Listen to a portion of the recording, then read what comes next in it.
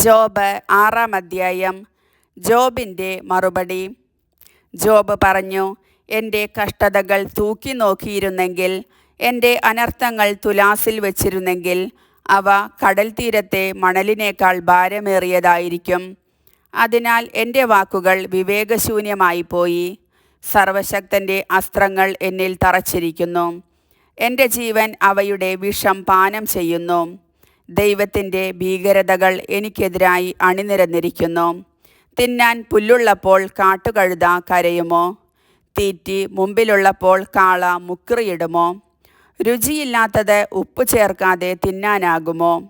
മുട്ടയുടെ വെള്ളയ്ക്ക് വല്ല രുചിയുമുണ്ടോ? എനിക്ക് തിന്നാൻ പറ്റാത്ത ഇവയാണ് ഇപ്പോൾ എൻ്റെ ആഹാരം. ദൈവം എൻ്റെ അപേക്ഷ സ്വീകരിച്ചിരുന്നെങ്കിൽ, എൻ്റെ ആഗ്രഹം സഫലമാക്കിയിരുന്നെങ്കിൽ, അവിടുന്ന് എന്നെ തകർക്കാൻ കനിഞ്ഞിരുന്നെങ്കിൽ, കരം നീട്ടി എന്നെ വിച്ഛേദിച്ചിരുന്നെങ്കിൽ, അത് എനിക്ക് ആശ്വാസമാകുമായിരുന്നു. വേദനയുടെ നടുവിൽ പോലും ഞാൻ ആർത്തുല്ലസിക്കുമായിരുന്നു. പരിശുദ്ധനായവൻ്റെ വചനത്തെ ഞാൻ തിരസ്കരിച്ചിട്ടില്ല. കാത്തിരിക്കാൻ എനിക്ക് ശക്തിയുണ്ടോ? എന്തിനു വേണ്ടിയാണ് ഞാൻ ക്ഷമയോടെ കാത്തിരിക്കേണ്ടത്? എൻ്റെ ശക്തി കല്ലുകളുടെ ബലമാണോ? എൻ്റെ മാംസം പിച്ചളയാണോ? എൻ്റെ ശക്തി വാർന്നു പോയിരിക്കുന്നു. എനിക്ക് ആശ്രയമറ്റിരിക്കുന്നു. സ്നേഹിതനോട് ദയ കാണിക്കാത്തവൻ സർവശക്തനോടുള്ള ഭക്തിയാണ് ഉപേക്ഷിക്കുന്നത്. എൻ്റെ സഹോദരന്മാർ മലവെള്ളച്ചാല് പോലെ ചതിയന്മാരാണ്. അവർ വേഗം വരണ്ടു പോകുന്ന അരുവികൾ പോലെയാണ്. അവയിലെ ഇരുണ്ട ജലത്തിന് പോഷണം മഞ്ഞുകട്ടയാണ്. മഞ്ഞു പെയ്യുമ്പോൾ അവയിൽ ജലം പെരുകുന്നു. വേനലിൽ അവ അറ്റുപോകുന്നു. ചൂടേറുമ്പോൾ അവ അപ്രത്യക്ഷമാകുന്നു. കച്ചവട സംഘം അവയെ തേടി വഴിവിട്ടു പോകുന്നു. അവർ മരുഭൂമിയിൽ ചെന്ന് നാശമടയുന്നു. തേമാന്യരുടെ കച്ചവട സംഘം അവയെ തേടുന്നു. ഷേബായരുടെ യാത്രാസംഘം അവയിൽ പ്രതീക്ഷയർപ്പിക്കുന്നു. വരണ്ട അരുവിയുടെ കരയിൽ അവരുടെ പ്രതീക്ഷ കൊഴിഞ്ഞു വീഴുന്നു. നിങ്ങൾ എനിക്ക് അതുപോലെയായി തീർന്നിരിക്കുന്നു.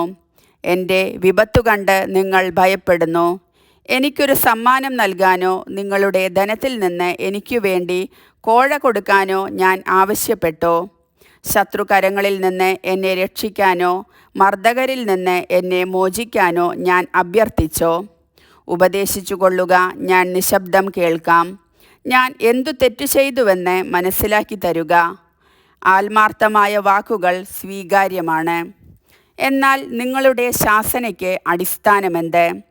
കാറ്റുമായ്ക്കുന്ന നിരാശ പൂണ്ട വാക്കുകളെ ശാസിക്കാൻ നിങ്ങൾ തുനിയുന്നുവോ? അനാഥനു വേണ്ടി നിങ്ങൾ കുറിയിടുന്നു. സ്വന്തം സ്നേഹിതന് നിങ്ങൾ വിലപേശുന്നു.